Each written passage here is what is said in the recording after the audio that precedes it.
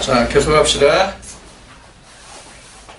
33절로부터 다시 시작합니다. 하나님이 오른손으로 예수를 높이시매 그가 약속하신 성령을 아버지께 받아서 너희 보고 듣는 이것을 무엇이오니라. 지금 너희 보고 듣는 것이 바로 성령이에요. 자, 그런데 지금 이 33절의 말씀에 보면은 하나님이 어떤 손으로 예수를 높이셨어요? 오른손. 하나님은 오른손만 있고 왼손은 없나 봐. 나 하나님 왼손은 본 기억이 없는 것 같아, 성경에서. 여러분들 보신 적 있어요? 어? 하나님이 왼손으로 뭘 하셨다 하는 얘기는 성경에서 한 번도 본 적이 없는 것 같아. 그럼 하나님은 외팔이신가 봐, 오른손만 있으신가 봐. 하나님의 그 오른손이라고 여기에 증거한 것은 전에 누가복음에서 오른편 강도 왼편 강도를 말씀드릴 때도 말씀드렸듯이 이사야 그 41장인가 40장에 나온 같이 그 하나님의 의를 이야기하는 거예요. 오른손은 하나님의 의로 예수를 높이셨다. 이제 그런 이야기가 됩니다. 하나님의 의로 높이셨다. 그러니까 의에 대하여 예수님이 요한복음 16장에서 말씀하신 그 의가 바로 하나님이 이렇게 하셨다는 그게 의예요. 그러니까 사람으로 난 의는 없다는 것을 그렇게 말씀하신 것이죠. 34절 말씀이고 다윗은 하늘에 올라가지 못하였으나 친히 말하여 가로되. 자, 우리가 지금 이 말씀에서 34절 말씀에서 보면은 다윗이 하늘에 올라가지 못하였으나 이 말을 놓고 볼 때에 우리가 다윗이 그럼 지옥 갔느냐 이렇게 말할 수가 있어요. 이렇게 말할 수가 있는데 지금 이 다윗이 하늘에 올라가지 못하였다는 말은 여러분들이 어떻게 이것을 받아들이면 그 묘가 있다고 앞에 얘기했죠. 베드로가 다윗의 묘가 오늘날까지 우리 앞에 있지 않냐는 얘기를 했잖아요. 그래서 다윗의 묘가 있다는 얘기는 그 육체가 하늘로 올라가지 못했다 이 뜻이에요. 무슨 얘기인지 아시죠? 그래서 그 다윗은 하늘에 올라가지 못하였으나 친히 말하여 가로되. 그러니까 영으로 말하는 것이 영으로 말하는 것이 아니라 육체대로 말했다 이런 의미도 여기에 들어있어요. 왜 그런 말이 되냐면 다윗이 올라가지 못했잖아요. 무덤이 오늘날까지 유대 앞에 있잖아요. 그러면 우리가 성경 중에 하나님의 일을 한 자들 중에서 무덤이 없는 자가 여러분들 기억하기에 누구 있어요? 모세하고 예수. 네, 모세하고 예수 뿐이 없어요. 나머지는 다 무덤이 있어요. 이게 뭘 뜻할까요? 뭘 뜻할 거라고 여러분들은 생각하세요? 무덤이 없다는 뜻은? 모세는 뭐의 상징이라고 그랬죠? 율법. 예수는 진리의 상징이에요. 그렇죠? 네. 율법과 진리는 영원히 있다 함이에요. 그게 무덤이 없다. 땅에 들어가면 묻히는 거잖아요. 없는 거잖아요. 그래서 무덤이 없다는 얘기는 죽을 수가 없다는 얘기예요. 율법도 죽을 수가 없고, 즉 없어질 수가 없고, 진리도 없어질 수가 없고, 율법이 없어지지 않으면 진리도 없어지지 않고, 진리가 없어지지 않으면 율법도 있어야 된다는 얘기예요. 율법이 있어야 율법을 완성하는 진리가 나오잖아요. 이해하시죠? 그래서 무덤이 없다 이 뜻이에요. 이 무덤이 없다 이 뜻이 그런 거예요. 근데 우리는 다 무덤이 있어요. 우리는 무덤이 있어요.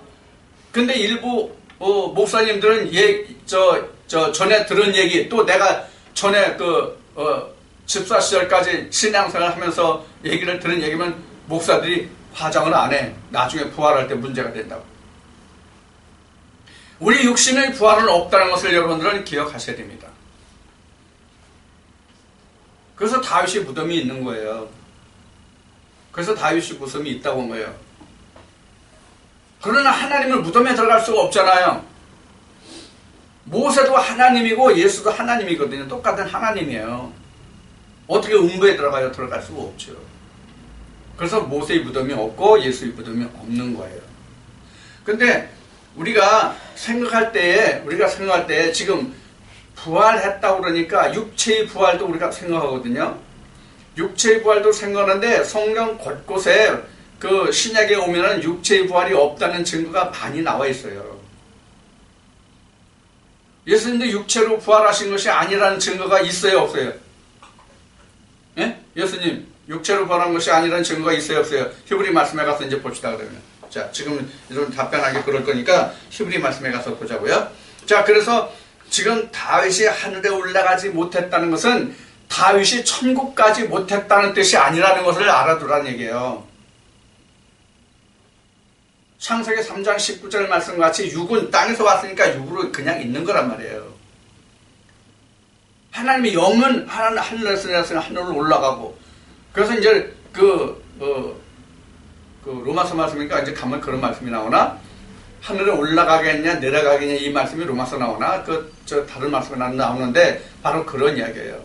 그래서 예수님이 말씀하신 대로 위에서 내려온 자가 아니면 누가 하늘로 올라가겠느냐라고 말씀하신 거예요. 그래서 다윗은 땅에서 난 자잖아요. 땅에서 난 자이기 때문에 성령을 힘입어서 살았을지라도 그 육체는 하늘로 올리우지 못했다, 그런 얘기예요. 근데 이제 여기서 여러분들에게 다시 한번 또 설명을 드리고자 하는 것이 뭐냐면, 예수라는 그 이름이에요. 우리가 예수라는 이름을 뒤에 이제 로마서 이후에 가면 이제 쭉 나오겠지만, 이제 로마서 이후에 가면 쭉 나오겠지만은, 우리가 예수 그리스도를 아는 것이 육체대로 아는 것과 영으로 아는 것 두 가지거든요. 우리가 예수 그리스도를 육체대로 알면 그가 육신이 부활한 것이래요. 근데 영으로 얘기하면 영만 부활한 거예요. 무슨 뜻인지 아시죠? 그래서 예수님은 이미 구약 창세기부터 말씀하신 바 요셉과 마리아의 육신을 통해서 나온 그 육체가 예수 그리스도가 아니라 그 예수 그리스도가 있게 한 그 영이 바로 예수 그리스도거든요. 그것을 여러분들이 잘 이해하셔야 돼요.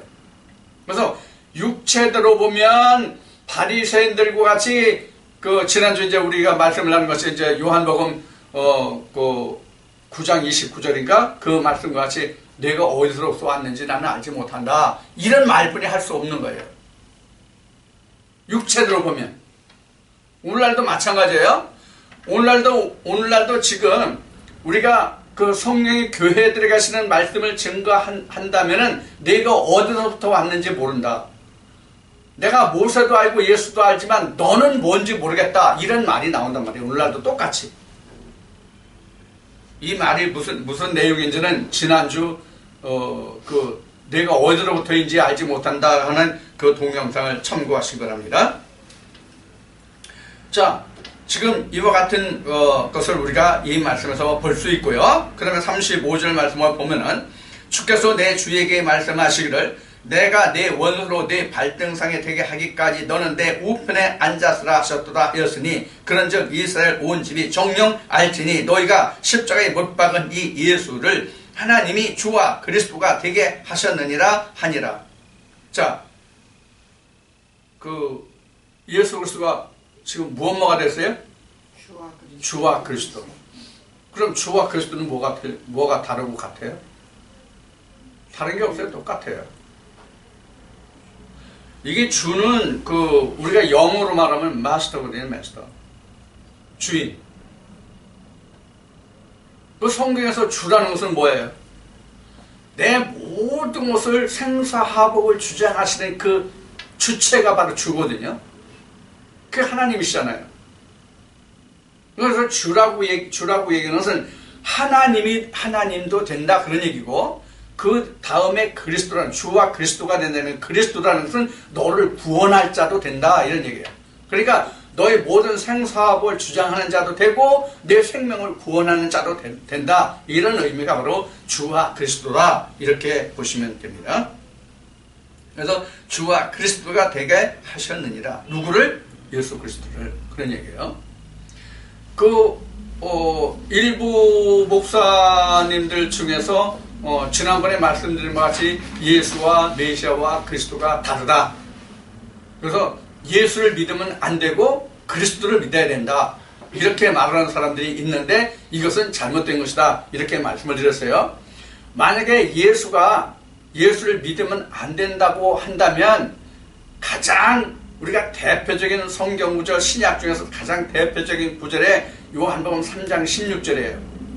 응? 하나님이 세상을 이처럼 사랑하사 독생자를 주시니 저를 믿는 자마다 있잖아요. 여기서 독생자가 누가 예수잖아요. 그래서 이런 말을 여러분들이 잘 생각하시고요. 다른 많은 말씀들이 있어요. 지금 여기서도 지금 예수가 그리스도라고 그랬잖아요. 지금 베드로가 증거하기를. 그럼 예수가 그리스도인데 예수를 안 믿으면 누구를 믿어요? 예수를 믿지 말고 그리스도를 믿으라는 얘기거든요. 결국은 그 주장하는 바가 예수를 믿는 게 그리스도예요. 그리스도를 믿는 게 또 메시아예요. 메시아는 구원자거든요. 사실 구원자. 메시아라는 말이. 자, 이것을 여러분들이 이 말씀에서 좀 기억을 하시고요.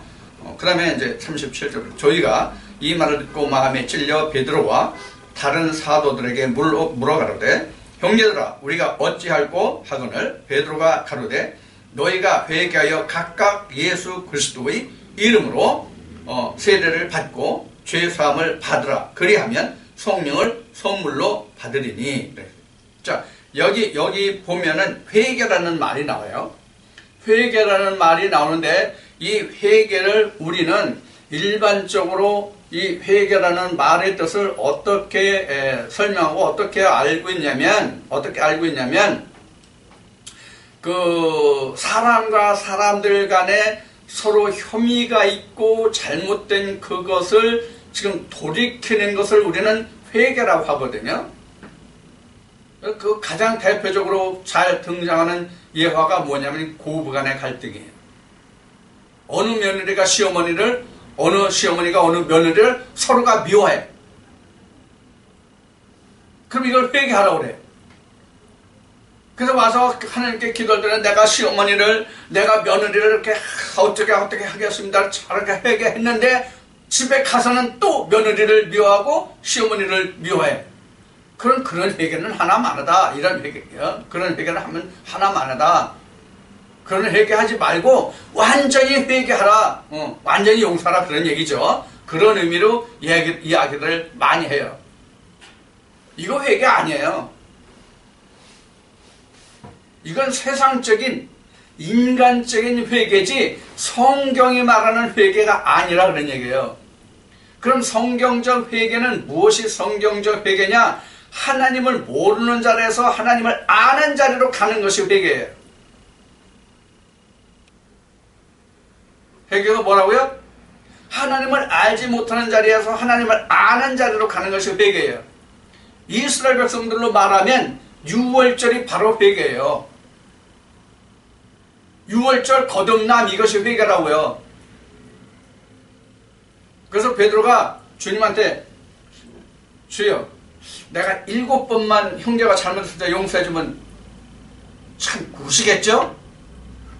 이만한 용서 없겠죠? 예수님이 대답하시기를 야 베드로야 겨우 7번이냐? 야 70번을 7번 해봐라. 이런 말씀을 하시죠. 이 실제로 이게 지금 숫자가 나왔으니까 70번을 7번 하면 몇 번이야? 490번이면 490번이죠. 그럼 490번만 하라는 얘기냐? 너 오늘 이렇게 잘못한 거 너 용서해줬지? 1번. 또 너 오늘 이거 잘못했지? 2번. 너 이렇게 잘못했지? 3번. 이거 해가지고 490번 하라는 얘기냐? 그런 얘기가 아니에요. 그런 얘기가 아니라 완전히 예수 그리스도의 자리까지 가라는 얘기예요. 그게 바로 70번을 7번이에요.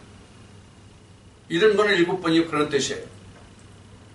그래서 이제 로마서에 가면 이제 말씀을 하겠지만, 그래서 우리가 하나님을 알지 못하는 자리에서 하나님을 아는 자리에 들어가게 되면 모든 죄가 없다. 이렇게. 그래서 정죄함이 없다. 그리스도 안에 있는 자는. 이렇게 정의되고 이것을 같은 하나님의 성경, 하나님의 율법이지만 이렇게 되면 하나님의 법이 생명의 성령의 법으로 바뀐다. 이 고백이 바로 사도 바울의 고백이에요. 자, 그것을 우리가 이 말씀 중에서 우리가 볼 수 있어요. 그래서 어떻게 하면 되겠냐? 여기서 회개하라 이랬는데 그 회개하면 뭘 주겠다고 그래요? 성령을 제사를 갖고 성령을 선물로 받는다 그러잖아요. 이게 성령을 받는 게 지금 이야기한 바로 뭐예요? 예수 그리스도의 자리로 옮겨지는 거예요. 생명의 자리로 옮겨지는 거예요. 이제 구원이 된 거예요. 비로소 내가 교회 와서 그 어떤 말씀 중에 아니면 우리가 뭐 사경이라고 그러죠. 붕해 이런 거를 통해서 막 기도하는데, 아니면 내가 기도원에 가서 막 통성 기도를 하는데 눈물찍 콧물찍 뭐 그냥 너무 좋아가지고 막 들고 뛰었다. 이러면 성령 받은 거, 은혜 받은 것이다. 노땡큐예요. 이건 아니다. 바로 하나님의 말씀이 깨달아지는 것이 바로 은혜 받은 거예요. 쉬운 얘기로. 그래서 예수님이 제자들에게 성령을 받으라 이렇게 말씀하신 거거든요. 자, 그래서 제자들이 오늘 지금 이 사도행전 2장에서 나오는 이 말씀같이 사도들이 오순절을 통해서 성령이 임하니까 그때 비로소 베드로가 입을 열어서 그가 우리가 기다리던 메시아라고 증거하고 있는 장면이잖아요. 이 말씀이. 우리도 그렇다는 거, 우리도 이와 같은 과정이 돼야 된다는 거. 그래서 너희가 회개하면 바로 성령을 선물로 받을 것이다. 내가 며느리가 시어머니를, 시어머니가 며느리를, 아니면 시아비가 며느리가 시아비를, 아니면 시누이와 올케 사이에 이런 것을 회개했다고 해서 성령이 임하는 게 아니라 이건 인간적인 회개다. 자, 그 다음에 이 39절에 이 약속은 너희와 너희 자녀와 모든 먼데 사람 곧 우리 주 먼데 사람 곧 주 우리 하나님이 얼마든지 부르시는 자들에게 하신 것이라 하고, 또 여러 말로 확증하여 권하여 가로되 너희가 이 패역한 세대에 구원을 받으라 하니. 자, 여기까지요. 두 절 봅시다. 지금 여기 39절 말씀해 보면은 주 우리 하나님이 얼마든지 부르시는 자들에게 하신 것이다 이렇게 하세요. 부르시는 자. 이 부르시는 자가 뭐예요? 하나님이 부르시는 자. 이것을 우리가 잘못하면 신학적인 조직신학적 교리로 말하면 하나님이 택하였다 이렇게 우리가 말할 수 있는 부분이거든. 이게 하나님의 택한 자 이렇게 말씀해요. 이것은 택정론 또는 예정론 이렇게 말할 수 있는 부분인데, 여기 지금 누구든지 부르시는 자라고 하는 이야기는 뭐냐면, 무엇이 지금 여기서 부른다라고 말하는가 그 얘기예요. 무엇이 지금 하나님이 지금 부르시는 자에게라는 얘기냐면, 말씀을 쫓아오는 자가 하나님이 부르신 자예요. 말씀을 쫓아온 자가 하나님이 부르신 자라고요. 말씀이 뭐예요? 하나님이시잖아요. 요한복음 1장 1절에서 말씀이 하나님이시기 때문에 그 말씀으로 쫓아오는 자는, 말씀을 붙들고 말씀을 깨닫고 말씀을 듣기 위해서 오는 자들은 누가 부른 거다? 하나님이 부른 거다. 그런 얘기예요. 이것이 하나님이 불렀다는 얘기예요. 이래서 나를 얘기한다면, 내가 하나님의 말씀 아무것도 지금 없는데, 하나님의 말씀 내가 지금 창세기 창자지원, 이 치읓 발음도 모르는데, 하나님이 어느 날 갑자기 태수야 하고 이렇게 부르셨다는 뜻이 아니라, 그런 뜻이 아니라, 내가 이 말씀을 붙들고, 이 말씀을 붙들고, 이게 무슨 뜻인지 이를 알고자 내가, 애쓰고 힘써요. 그럼 내가 이 말씀을 쫓아가는 거잖아요. 그럼 이게 하나님이 나를 부르신 거라고요. 아셨죠? 하나님 부르셨다는 뜻이 그런 뜻이에요. 나는 아무 짓도 안 하고 있는데 하나님이 그냥 누구야 이러는 게 아니에요. 이걸 여러분들이 아셔야 돼요. 자, 우리가 구약에서 이런 한 예를 들어보자고요. 여러분들 엘리야 시대에 그 디셉 땅에 누가 있었냐면 사르밧 과부가 있어요. 사르밧 땅에 과부가 있었어요. 이 과부가 어떻게 엘리야를 만납니까? 나뭇가지를 주우러 다니잖아요. 나뭇가지를. 이 나뭇가지를 주우러 다녔다는 얘기가 뭐냐면 그 사도들을 찾아다녔다는 얘기예요. 말씀을 가진 자들을 찾아다녔다는 얘기예요. 자, 우리가 요한복음 끝났지만 요한복음 15장을 우리가 참고해 봅시다. 요한복음 15장에서 예수님이 말씀하시기를 나는 포도나무여 너희는 가지라고 그랬잖아요. 이 가지를 얘기하는 거예요. 하나님께 붙은 자를 얘기하는 거면 그 가지를 가져와야 예수 그리스도께 하나님께 붙은 자의 그 가지를 가져와야 그 가지에 불을 떼잖아요. 그게 불이니까 불을 받은 사람이니까 성령을 받은 사람이니까 그런 의미예요. 그래서 사르밧 과부가 실제 나뭇가지를 주었겠지만 그 말씀에서 보면 당시에 구약 때는 다 예표로 보여주실 때는 실상황으로 보여주셨잖아요. 그러니까 실제 사르밧 과부는 나뭇가지를 주워다가 불을 떼서 자기 아들과 먹으려고 그랬잖아요. 근데 남은 양식이 너무 많아가지고 그 양식을 먹고 살려고 한 게 아니라 죽으려고 했다고 그랬잖아요. 그 죽는다는 뜻이 뭐예요? 죽는다는 뜻이 내가 예수 그리스도 앞에 무릎 꿇고 들어가는 게 죽는 거예요. 내가 살고자 함이 아니라 주가 사는 거예요. 내가 죽고 주가 사는 게 바로 죽고자 함이에요. 이게 사르밧 과부가 죽으려고 한다는 뜻이 그런 의미예요. 자, 우리가 이제 그런 말씀을 이 말씀에서 우리가 유추해 볼 수가 있어요. 이걸 우리는 성경을 뭐라면 관주한다 그래요. 이런 형식으로 갖다가 어떤 말씀을 볼 때 이런 말씀에서 한 말씀으로 온전케 하는 이것이 바로 관주라고 그러고, 이것을 성경적 영적으로 말하면 이 말씀을 증거하는 두세 증인이에요. 이것이. 그래서 성경을 증거할 때 두세 증인이 있어야 된다는 뜻으로 말하는 것이 뭐냐면, 이 말씀을 증거할 수 있는 다른 말씀들을 들어서 누구 선자가 어느 선자가 이런 말씀을 이렇게 증거했다, 이렇게 한다. 그래서 지금 베드로도 다윗의 시를 요엘 선자가 쓴 그 글을 여기서 지금 증거하고 있는, 이게 증인이잖아요. 지금 베드로가 말하는 지금 그 다윗의 시를 요엘 선자가 쓴 글을 여기서 이야기하는 것은 지금 베드로가 예수를 증거한 두세 증인을 여기에 끌어대서 이것이 그다, 이렇게 이런 선자들이 말한 이가 그다라고 증거하는 거잖아요. 이게 두세 증인이에요. 자, 그 말씀을 여기서 이제 하나님이 부르시는 자가 뭐라고 무슨 뜻인지를 여러분들에게 말씀드렸고요. 40절 말씀이 여러 말로 확증하여 권하여 가로되, 이런 건 여러 말이라고 여기에 되는데, 여러 말씀으로 지금 여기서는 베드로가 어느 말씀을 인용했어요? 다윗의 시와 요엘 선자의 말씀을 인용했잖아요. 그래서 이것이 바로 여러 말이에요.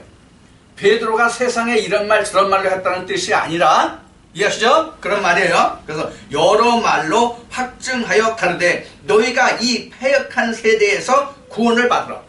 이 패역한 세대도 앞에 회개에서 말씀드렸듯이 회개하기 전의 상태가 패역하고, 회개한 그 상태가 되면 의가 되는 거예요. 하나님의 의가, 자기 의가 아니라 하나님의 의, 믿음으로 난 의죠. 의인이 되는 거죠. 그것을 말하는 거예요. 그래서 패역한 세대에서 구원을 받으라. 그래서 전도자의 말씀을 보면 의인은 없나니 하나도 없다, 이렇게 말하는 거거든요. 그 의인이 아니다 하는 것이 바로 뭐냐면 패역한 세대. 그래서 예수님이 오셔가지고도 말하는, 이 패역한 세대다. 너희가 오늘도 어떤 표적과 기사를 내게 요구하느냐? 내가 앞으로 보여줄 것은 요나의 표적뿐이 없다, 이렇게 말씀하신 것도, 그 패역이 바로 예수를 알지 못하는, 하나님을 알지 못하는 그 상태가 바로 패역이에요. 내가 누구를 패고 술 먹고 행패 부리고 뭐 강도질하고 뭐 이런 것들이 패역이 아니에요. 이건 세상이 말하는 도덕적인 종교적인 패역이에요. 이거는 성령이 말하는 패역은 아니에요. 자, 이것을 여러분들이 여기서 깨달으시기를 바라고, 그 다음에 41절에 보면 그 말을 받은, 심심해가지고, 사람을 받는 사람들은 세례를 받음에 이 날에 제자의 수가 3,000명이나 더하더라. 자, 그 말을 받는 사람들은, 그 말이 뭐예요? 베드로의 입으로 증거된 성령이 교회에 들어가시는 말씀을 받는 사람들은 세례를 받음에, 여기서 세례를 받았다는 뜻이 뭔 세례예요? 우리가 물 찍어서, 장로교에서 물 찍어서 머리에 발라서 안사는 이거, 심리교에서 물속에 들어갔다 나오는 것, 이 세례를 말하는 것이 아니라 그들에게 성령이 임했다, 이 뜻이에요. 여기서 세례가. 그래서 오늘날 세례는 물세례든 불세례든 사람으로는 어떤 방법으로든지 세례를 줄 수 없다는 얘기를 한번 한 적이 있죠. 기억나요? 네. 사람이 어떤 방법으로든지 할 수가 없어요. 물세례는 요한이 주고 불세례는 예수 그리스도가 져요. 그럼 요한이 누구예요? 하나님의 보냄을 받은 자, 성령을 받은 자가 요한이에요. 성령을 받은 자가 요한이기 때문에 그 성령을 받은 자가 성령을 말하거든요. 그럼 성령이 그 다음에 내게 오셔서 성령이 나를 세례하는 것이거든요.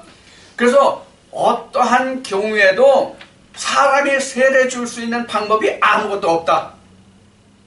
사람이 세례를 주는 것은 구약 때 보면은 민수기에 보면은 안수가 나오는데 이 안수가 바로 세례와 같은 것이거든요.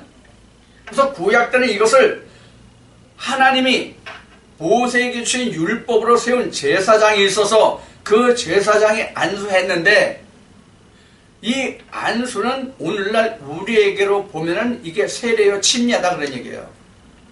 그런데 이 세례와 침례는 구약 때는 하나님의 위임을 받은 하나님의 일을 위임을 받은 제사장들이 이 안수를 세례를 할 수 있었지만 오늘날은 어떤 경우에도 사람이 세운 제사장이 없죠. 오늘날은 사람이 세운 제사장이 없으면 사람으로서는 세례를 줄 자가 없다. 물세례든 불세례든 막론하고 불세례는 더욱 말할 것이 없죠. 자, 그것을 여러분들이 이 말씀에서 반드시 알아두시기를 바라고요. 그 다음에 이렇게 해서 그 제자의 수가 3,000명이나 되었더라 이렇게 여기서 설명하고 있죠. 근데 이 3,000명이라는 것을 구약 모세의 출애굽 때에 그 하나님께 범죄해가지고 하루에 3,000명이 죽은 사건이 있었어요. 하나님께 패역한 짓을 해가지고 3,000명이 죽은 적이 있는데 그것과 비교해서 그때는 죽었지만 지금 3,000명 사람은 이렇게 하나님이 역사하셨다 이렇게 말하고 있는데 그것도 일면 전혀 틀리는 말은 아니라고 봐요. 그러나 구약시대 때 모세의 출애굽 시대 때 그 3,000명이 하나님 앞에 패역한 짓을 해서 3,000명이 죽은 것과 여기서 지금 3,000명이 지금 하나님께 지금 돌아온 것과는 이것은 딱 똑같은 것이다라고 말할 수 있는 증거는 없습니다.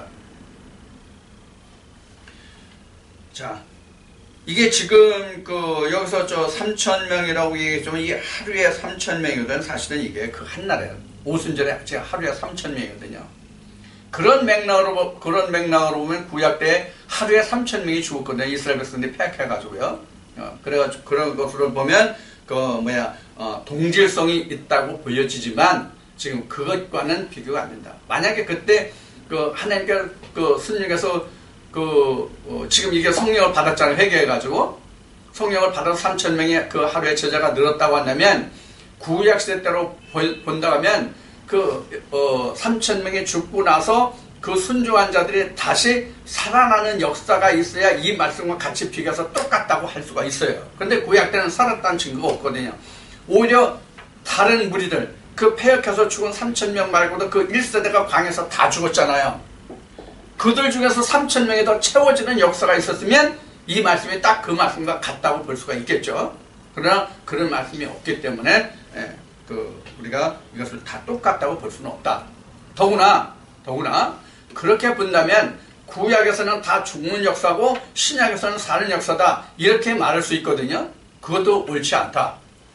물론 이것을 시대적인 배경으로 보면 구약이나 신약이나 간에 이것이 하나님이 이스라엘 백성들에게 이 율법을 주시고 계명을 주신 것은 그들을 죄로 몰아넣고 그를 멸망시키기 위해서가 아니라 그들을 하나님께로 이끌기 위해서 생명으로 인도하시기 위해서 계명을 주신 거잖아요. 그렇기 때문에 만약에 하나님이 모세에게 율법을 주셔서 그것이 어느 목사님이 증거하신 대로 그들을 지키지 못해서 죽게 하는 법을 주셨다는 것은 이치에 닿지 않는다는 말이에요. 그럼 하나님의 사랑의 하나님이라는 말이 맞질 않죠. 천평저울이라는 말이 맞질 않죠. 저울추를 속이는 자가 되지 말라고 하시는 말씀을 우리가 믿을 수가 없는 것이죠. 그럼 공평의 하나님이 아니니까 우리가 그런 것을 우리가 엿볼 수가 있어요. 그래서 이것은 딱 그에 적합한 예는 아니다 이렇게 볼 수가 있습니다. 그 다음에 42절에 저희가 사도의 가르침을 받아 서로 교제하며 떡을 떼며 기도하기를 전혀 힘쓰니라. 자, 여기서 떡을 뗐다는 말에 또 우리가 볼 때에 개 눈에는 똥만 보인다는 식으로 하면 이들이 그 먹고 마시는 이 떡을 뗐다 이렇게 생각할 수 있는 부분이에요. 근데 사도들이 모여서 이렇게 했으니까 사실 먹고 마시고도 했겠죠. 사람이 먹지 않고 살 수 있는 방법이 없잖아요. 육신이 있는데. 그렇죠? 육신이 있으니까 먹고 있고 마시고도 해야 되겠죠. 물론 그것도 했겠지만은 여기서 이 말씀의 그 맥락의 전체를 우리가 내용을 따져본다면 여기서 떡을 떼고 기도했다는 것은 예수님이 그 사도들에게 사도들과 함께 행하실 때 그 오병이어 역사를 하고 하실 때 그 보리떡과 그 생선을 넣고 축사하시고 그 모인 무리들에게 떡을 떼줬잖아요. 이 말씀의 증거가 예수 그리스도의 피와 살을 증거한 것이잖아요. 그래서 여기도 보면 지금 사도들이 모여서 지금 예수 그리스도의 성령을 힘입어서 지금 모든 것을 행하고 있기 때문에 지금 떡을 뗐다는 것은 예수 그리스도의 피와 살로 함께 나누었고 교제했다. 이렇게 보는 것이 더 타당성이 있는 그 해석이 될 것입니다.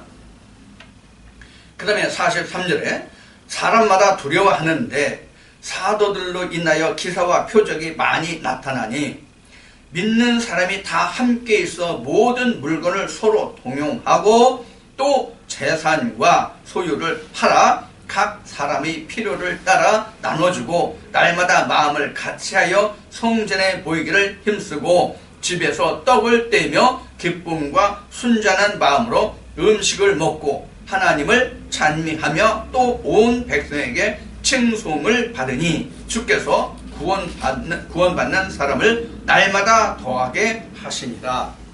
자, 여기에서 또 이제 떡을 떼며 기쁨과 온전함으로 음식을 먹고 이러니까 지금 떡과 음식이 여기 지금 구별되어 나왔죠. 몇 절이에요? 46절에. 그래서 떡과 지금 그들이 먹는 음식을 지금 구분하고 있습니다. 자, 이 말씀에서 보는 바와 같이 지금 이 오순절을 통해서 회개하고 성령을 받은 사람들이 항상 자기네들끼리 모여서 떡을 떼고 음식을 함께 나누는데 자기네들의 소유를 갖다 내서 그것을 같이 통용했다. 이것이 지금 여기서 증거하는 말씀들입니다. 그러니까 이러한 일들이 즉 오순절을 통해서 이런 성령의 그 역사가 있음으로 해서 지금 어떤 그 현상이 일어나냐면 예수 그리스도에 함께하는 구원의 공동체가 여기서 생긴 것이죠. 지금 여기서부터 처음 생긴 거예요. 사실 따지고 보면 오순절 이날에 생겼으니까 지금 예수 그리스도의 구원의 공동체가 여기 처음 생긴 이게 바로 이게 에클레시아, 이게 교회거든요. 이게 성령을 받은 자들이 모임의 무리가 바로 에클레시아 교회예요. 오늘날 우리가 말하는 하나님의 말씀을 가르침을 받는 이런 장소를 우리는 교회라고 말하잖아요. 그래서 이 실제 우리가 성경에서 말하는 그 교회라는 것과 우리가 오늘날 통용되고 있는 교회라는 것은 상당한 거리감이 있어요. 오히려 지금 오늘날 교회라고는 이것을 나는 이런 뜻으로 얘기했으면 더 회중. 이스라엘 백성들이 출애굽 과정에서 그 회중들이 그 성막 앞에 나와가지고 하나님의 말씀을 들었잖아요. 모세를 통해서 아론을 통해서 하나님의 말씀을 들었잖아요. 그러니까 이건 회중이라고 보는 것이 더 타당하단 말이에요. 그래서 여기서 지금 이들이 모여가지고 지금 그 하나님의 말씀 떡을 떼고 음식을 서로 통해서 나눠 먹고 자기네들 소유를 내서 이런 것들이 바로 이게 우리가 말하는 신학적으로 우리가 말할 때 초대교회라고 말하는 것을 여러분들 많이 들어보셨을 거예요. 사실 이게 가장 원초적인 초대교회가 바로 이때 오순절에 생겨난 사도들에 의한 그 무리 집단이 바로 가장 그 원초적인 그 초대교회라고 말할 수가 있어요.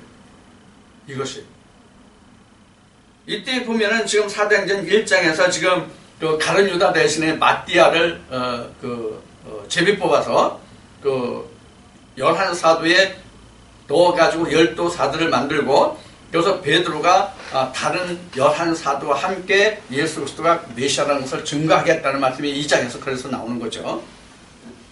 자, 이렇게 해서 지금 그 사도들의 모임이 생겨서, 즉 그 교회가 이루어져서 이들이 자기 그 모든 소유를 팔아서 이 사도들 앞에 갖다 줘가지고 같이 통용하고 같이 했다. 그래서 하나의 그 공동체가 된 것이죠. 이런 모습을 우리가 이 사도행전 이 말씀에서 우리가 볼 수가 있습니다. 자, 이렇게 해서 이제 2장을 마치고요. 그 다음에 3장으로 넘어갑니다. 3장. 제9시 기도 시간에 베드로와 요한이 성전에 올라갈 때, 자, 여기서 제9시가 나왔는데, 지금 이 9시죠. 9시 기도 시간 이런 얘기인데, 이 중동이 우리나라 시간으로 보면 6시간이 늦습니다. 시차가. 6시간이 나는데, 시차가. 6시간이 나는데, 지금 6시간을 더하면 지금 몇 시예요? 지금 이들이 지금 저 중동에서 오전 9시면 우리 시간으로 6시간을 더하면 몇 시예요? 오후 3시. 오후 3시예요? 오후 3시예요? 그럼 이 오후 3시에 지금 기도할 시간이라는 것이거든요. 그러면 지금 우리 시간으로는 오후 3시지만 이것을 오후 3시로 보면 안 돼요. 9시를 그냥 봐야 돼요. 현지 시간 그대로. 그러니까 이들이 9시면 우리도 9시예요. 이들이 3시면 그냥 3시예요. 그러니까 지금 이들이 지금 9시에 이 무리들이 9시에 기도를 했다는 얘기는 이게 아침 기도예요. 시간상으로 아침 기도예요. 근데 우리가 성경을 볼 때 이제 시간들이 나오는 부분이 여러 군데 나오는데, 이 시간을, 어느 목사님들은 6시간을 더해서 우리나라 시간으로 환원해서 말씀하시는 목사님들이 계신데, 이것을 맞지 않는 얘기예요. 왜냐하면, 이것을 우리에게 적용하든 이들에게 적용하든 이는 같은 시간으로 역사돼야 되거든요. 하나님의 말씀이. 그래서 이것을 자기네들 사는 날의 시간으로 환원해서 본다면 이것이 시제가 맞지 않습니다. 시제가 맞지 않아요. 여러분들이 이것을 참고하실 겁니다. 예를 들어서 이 시간을 예를 들어서 지금 오후 3시라고 얘기를 들어보세요. 현지 시간 오후 3시. 오후 3시면 우리는 밤 9시잖아요. 그렇죠? 이런 게 시차적인 문제가 있거든요. 지금 우리가 성경을 볼 때 이 시차를 이렇게 자기 나라에 사는 시간으로 자기가 사는 나라의 시간으로 우리가 환원해서 본다면 우리나라 같은 경우는 6시간 앞당겨지는 것이고 서양 같은 경우는 나라별로 해서 시간이 더 늦어져야 맞잖아요. 그렇죠? 자, 그런 이제 착오가 생기기 때문에 시간을 그대로 보는 것이 맞습니다. 하나님의 역사가 몇 시에 일어났냐 하는 것을 우리가 그 시간으로 보는 거지, 물론 우리로 보면 바로 환원된 시간에 그 일이 일어나는 건 맞죠. 그러나 하나님의 역사는 현장에서 일어난 사건이지 다른 장소에 일어난 사건이 아니기 때문에 이 시간을 환원해서 그 시간을 말하는 것은 옳지 않다고 봅니다. 제9시 기도 시간에 베드로와 요한이 성전에 올라갈 때 나면서 안진뱅이 된 자를 사람들이 메고 오니 이는 성전에 들어가는 사람들에게 구걸하기 위하여 날마다 미문이라 하는 성전 문에 두는 자라. 자, 이 지금 사람들이 지금 메어다가 이 사람을 어디에 뒀어요? 지금 성전문 앞에 뒀어요. 여기 지금 미문이라고 우리 말에는 이렇게 번역되는데, 이것은 이제 이게 미문, 한문으로 지금 아름다울 미자, 문자에서 아름다운 문 이렇게 나왔는데,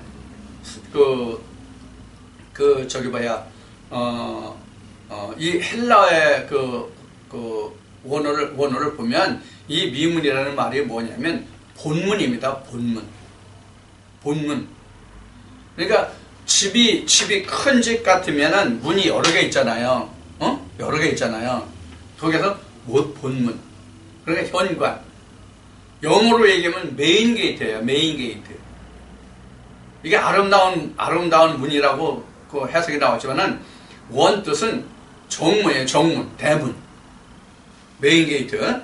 미문자는 성전 문 앞에 두는 자라. 그러니까 이 자는 성전 앞에서 그냥 불쌍한 척하고 이렇게 그 거짓으로 구걸을 하는 사람이죠. 그 사람을 지금 사람들이 떼매다 놨잖아요. 스스로는 갈 수가 없으니까. 자, 이것을 오늘날 우리로 보면 뭐라고 그래요? 앵벌이라고 그러죠. 앵벌이가 자기가 혼자 움직일 수 없으면 지금 이 말씀과 같이 그 앵벌이 주인이 있어요. 또 이런 그 불구자를 이용하는, 부려먹는 어떤 그 부리는 자가 있잖아요. 부림을 받는 자가 있으면 부리는 자가 있잖아요. 여기서 지금 떠미온 자가 부리는 자고, 지금 여기에 걷지 못하는 자는 부림을 받는 자잖아요. 오늘날 우리나라도 그런 게 있어요. 우리나라도 지금도 많이 있어요. 이 앵벌이가요. 바로 그러한 종류라고 생각하시면 돼요. 그런 사람이 지금 미문에 앉아있어요. 지금 정문에 앉아있어요. 이 정문에 앉았으면 아마 이날이 사람들이 많이 드나들 수 있는 명절이거나 아니면 안식이라거나 뭐 그런 거겠죠. 그래서 이제 와 있는 거죠. 자, 이런 사람을 지금 정문에, 미문에 지금 갖다 놨는데, 그가 베드로와 요한이 성전에 들어가려 함을 보고 구걸하거늘. 그러니까 베드로하고 요한이 성전에 들어가려고 하니까 이 안전뱅이가 지금 구걸하는 거예요. 구걸하는데 베드로가 요한으로 더불어 주목하여 가로되 우리를 보라 하니 그가 저희에게 무엇을 얻을까 하여 바라보거늘. 베드로가 가로되 은과 금은 내게 없거니와 내게 있는 것으로 내게 주노니 곧 나사렛 예수 그리스도의 이름으로 걸으라 하고. 그러니까 뭐를 줬어요? 썩을 것으로 달라고 하니까 썩지 않을 것으로 준 거잖아요. 바로 그 과정이에요. 지금 이 거지는 안질뱅이야 뭐야 이 사람은. 자, 지금 날 때부터 안진뱅이네. 날 때부터 안진뱅이. 날 때부터 소개은 요한복음 9장에 나오고, 여기는 날 때부터 안진뱅이는 지금 사도행전 3장에 나오네. 근데 이 날 때부터 안진뱅이가 된 자를 갖다가 구걸하는데 이 사람은 썩을 것을 구걸하잖아요. 썩을 것을 구걸하는데 썩지 않을 것으로 지금 베드로가 준단 말이에요. 요한하고 같이 있는 장소에서. 그래서 더불어 주목하여 가로되 우리를 보라 하니, 누구에게? 안전뱅이에 보라 하니 그가 저희에게 무엇을 얻을까 하여 바라보거늘. 구걸하는 자니까 뭐 돈을 주면 좋을 거 아니에요. 그러니까 그래서 바라보는데 베드로가 말하기를 뭐냐면 은과 금은 없다. 그러니까 썩어질 것은 내게 없다. 세상 물질은 없다. 그렇지만 예수 그리스도를 내게 준다. 그러니까 너는 일어나라. 이게 일어나서 예수 그리스도 이름으로 걸으라. 이걸 한마디로 하면 뭐예요? 다이다고. 그렇죠? 일어나 걸어라. 여러분들 찬송 많이 했잖아. 보험상로에. 자, 일어나 걸어라 하고 오른손으로 잡아 일으키니 발과 발목이 곧 힘을 얻고. 이것을 우리가 잘 생각해야 돼요. 뭘 잘 생각해야 되냐면, 지금 이 사람은 실제로 안질뱅이라서 지금 이 사람은 구걸하는 사람이에요. 응? 구걸하는 사람이에요. 자, 우리도 지금 사도들로부터 하나님의 말씀을 받지 못하면 내가 성전문에 앉아가지고 세상에 썩을 것만 구하는 자뿐이 안 되는 거예요. 이 그림이 그거예요. 지금 베드로를 통해서, 안질뱅이를 통해서 지금 이것을 우리에게 보여주시는 것은 실제 안질뱅이를 썩어질 것을 구하는 것을 하나님의 말씀으로 그것을 일어나서 스스로 행할 수 있게 해주시는 것이 이게 바로 은혜예요. 여러분들도 안전뱅이가 됐었어요. 처음에. 나도 그렇고. 이제 안전뱅이에서 지금 베드로가 말한 것 같이 은과 금을 줘서 일어나고 그가 살아가게 하는 것이 아니라 하나님의 말씀으로 예수 그리스도 그가 일어나서 스스로 행할 수 있게 해주시는 거예요. 이게 바로 여기서 그 베드로가 그 안전뱅이, 날 때부터 안전뱅이에게 해주는 하나님의 은혜예요. 자, 그 다음에 8절로부터 봅시다. 그가 발목과 곧 힘을 얻어서 8절에 뛰어 서서 걸으며 그들과 함께 성전으로 들어가면서 걷기도 하고 뛰기도 하며 하나님을 찬미하니. 그 전에는 찬미할 수가 없어요. 이 찬미가 찬송이잖아요. 그래서 찬송은 성령을 받은 자의 것이 찬송이에요. 성령을 받은 자가 하나님을 기쁘게 하는 신앙 고백이 곧 찬송이다, 그런 얘기예요. 그래서 사실 찬송은 우리가 이제 신약 바울서 신에 가서 이제 다시 보겠지만 찬송은 하나님의 영이 있는 자들의 것이 찬송이에요. 하나님의 영이 없는 자들은 사람의 찬송이에요. 사람이 하는 찬송이에요. 그래서 제가 하나님의 음성을 들을 때 저들이 찬송을 받았다, 영광을 받았다 그래요. 사람의 찬송과 영광을 받았다 이래요. 왜? 그들에게 하나님의 영이 없으니까 사람에게 향해서 하는 것이 되는 그런 결과를 얘기하는 거예요. 자, 지금 8절까지 이제 말씀을 봤어요. 그 다음에 이가 이제 스스로 걷고 뛰고 하나님을 찬미하죠. 그 다음에 9절에 모든 백성이 그 걷는 것과 및 하나님을 찬미함을 보고 그 본래 성전 미문에 앉아 구걸하는 사람인 줄 알고 그의 당한 일을 인하여 심히 귀히 여기며 놀라니라. 오늘날도 마찬가지예요. 지금 이것을 요한복음 9장과 오버랩에서 같이 이 말씀을 본다면 날 때부터 소경인자가 보게 되니까 사람들이 난리가 났잖아요. 이게 어떻게 해서 보는가. 날 때부터 소경인 것이 맞는가. 그 부모한테 가서 물어보고 본인한테 물어보고 다 물어보고 난리잖아요. 마찬가지예요. 이 사람들 여기 지금 날 때부터 앉은 매일. 그러니까 사람들이 기이한 거예요. 지금 이게 어찌된 영문인가. 지금 그래서 사람들이 기이 여겨 놀랬다. 저거 어떻게 해서 처음부터 저가 안질배인 줄을 이 사람들은 알잖아요. 항상 그 성전문에서 구걸했던 자이기 때문에. 우리도 마찬가지예요. 우리가 사실 성전에 그 하나님의 교회 교회 다니면서 우리가 하나님께 기도하고 하나님의 말씀을 듣고 내가 천국을 바라보고 뭐 하나님 뜻대로 산다고 하지만 실제 우리가 교회 다니면서 우리 입으로 하나님께 구하는 것이 무엇인지 우리가 유심히 들어볼 필요가 있어요. 다른 사람이 어떻게 기도하는 것을 유심히 들어보는 것이 아니라 내가 하나님께 구하는 것이 무엇인지를 유심히 들어볼 필요가 있다는 얘기예요. 우리 습관적이라는 말이 있잖아요.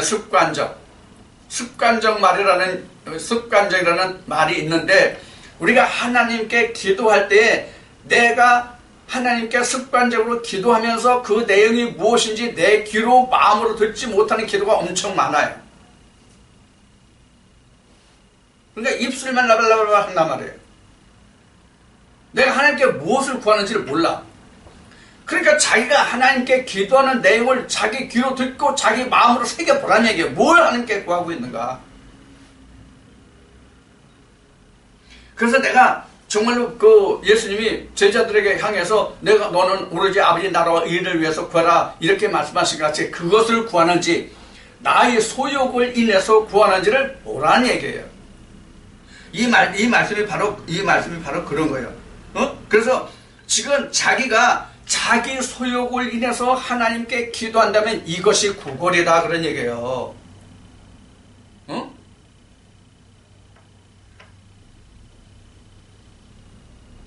그래서 이스라엘 백성들이 금식을 했잖아요.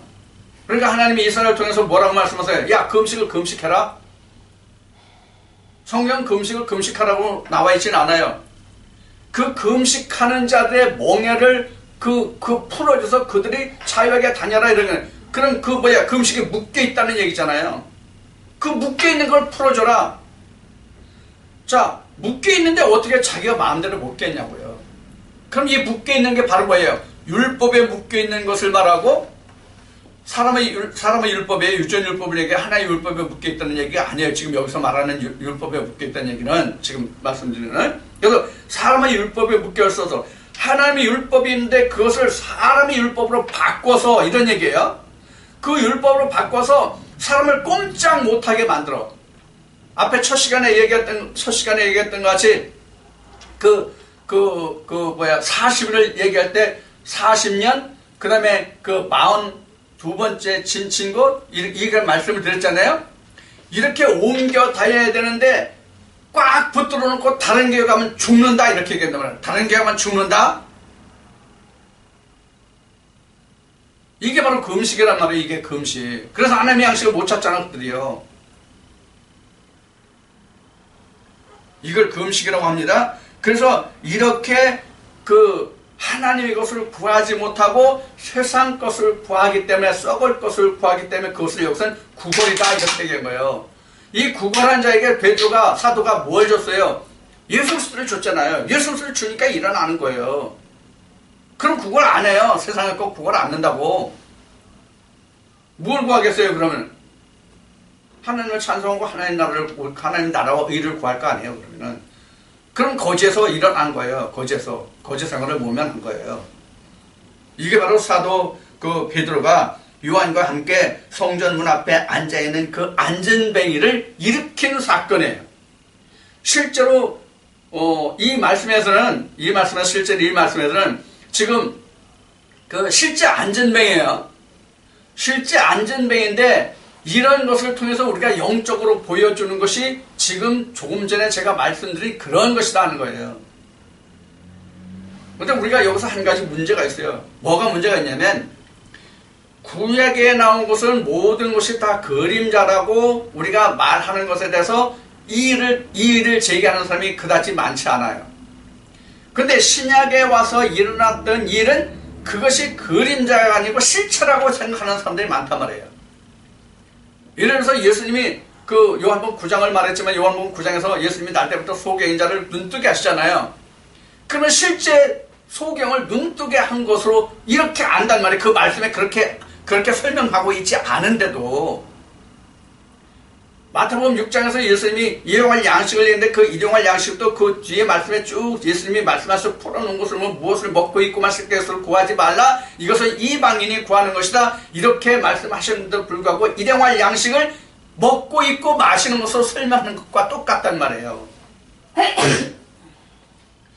자, 그래서 여기서 지금 앉은뱅이가 뭐다 하는 것을 지금 여러분들이 풀어봐야 한다는 얘기예요. 내가 지금 앉은뱅이가 되면 안 되잖아요. 내가 앉은뱅이가 됐다는 얘기는 하나님께 세상의 것을 구한다는 얘기예요.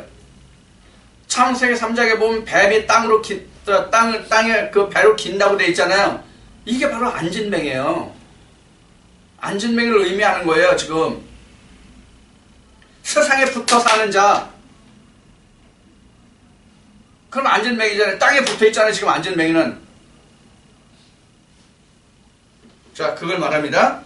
그래서 지금 여기서 베드로가 앉은뱅이를 일으키는 사건은 오늘날 우리에게는 바로 하나님을 알지 못하는 자에게 하나님과 예수 그리스도를 알게 하면 그것이 바로 앉은뱅이가 일어나게 하는 은사예요. 병 고치는 은사예요. 이해가 되셨죠?